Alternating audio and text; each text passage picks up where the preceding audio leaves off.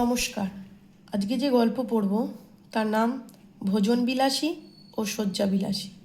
ঈশ্বরচন্দ্র বিদ্যাসাগর লিখেছেন।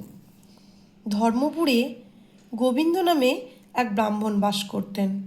তার দুই ছেলে ছিল। বড় ছেলে ভোজনবিলাসী। খাবারের যদি এতটুকুও দোষ থাকতো তাহলে সে কিছুতেই সে খাবার মুখে দিতে পারত না। ছোট ছেলেটি আবার শয্যাবিলাসী।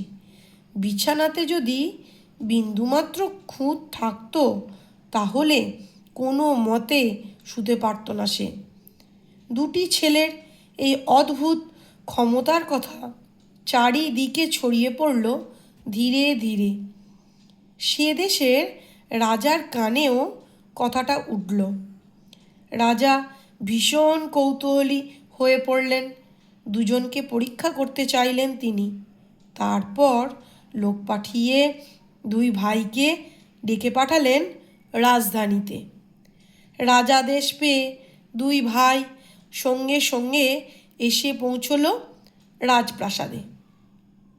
একেবারে গোড়ায় বড় ভাইয়ের পরীক্ষা আরম্ভ হলো।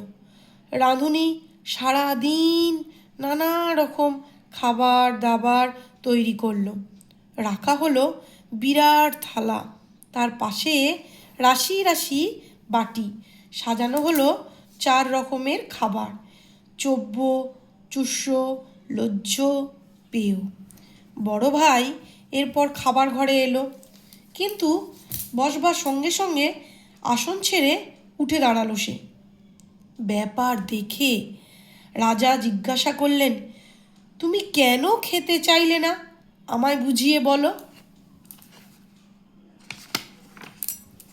বড় ভাই মাথা নিচু করে জানালো, মহারাজ, আমি খাদ্য থেকে মরা পোড়ার গন্ধ পেয়েছি। মনে হচ্ছে শ্মশানের নিকটে কোনো ক্ষেত থেকে ধান সংগ্রহ করা হয়েছিল। রাজা অনুসন্ধান করে জানলেন বড় ভাইয়ের অনুমান সত্য।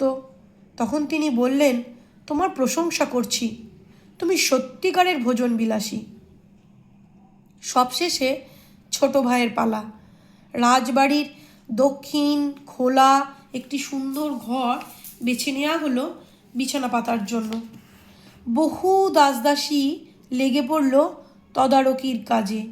সুন্দর পালঙ্ক, নরম গদি, দামি তুলোর বালিশ, দুধের মতো সাদা চাদর, কোনো কিছুই বাদ গেল না।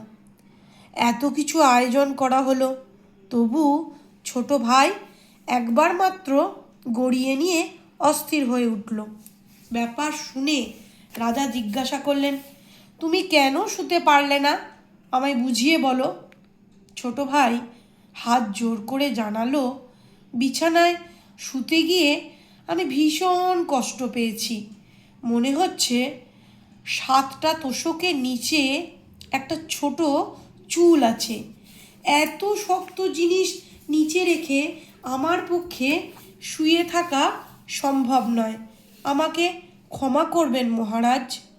রাজা অবাক হলেন।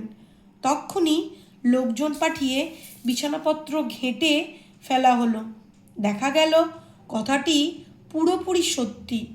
সিংহাসনে বসে রাজা বললেন, আমি সন্তুষ্ট হয়েছি, তুমি সত্যিকারের শয্যাবিলাসী। এরপর রাজা দু ভাইকে পুরস্কার দিলেন। নমস্কার।